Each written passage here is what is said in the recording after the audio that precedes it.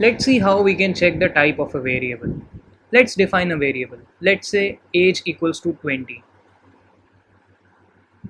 Now let's print this age using console.log.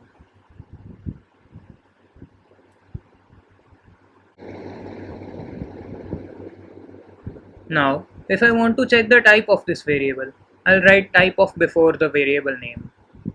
Now I get number as my output. Let's comment out these lines so they do not get executed next time.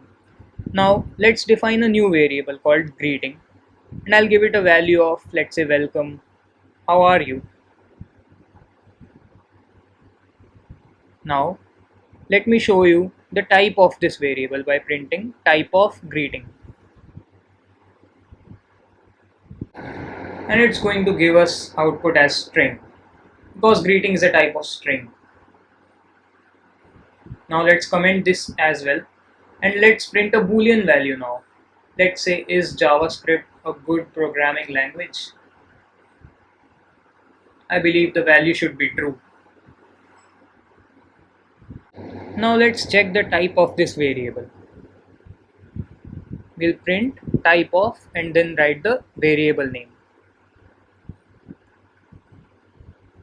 and the output will be boolean. In Python, instead of type of, you can use type. You can write your variable name inside brackets after you write type and then run.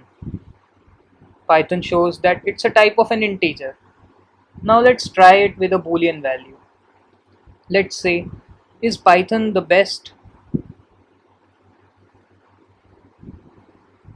I think the value should be true here with a capital T. And now let's print the type of this new variable,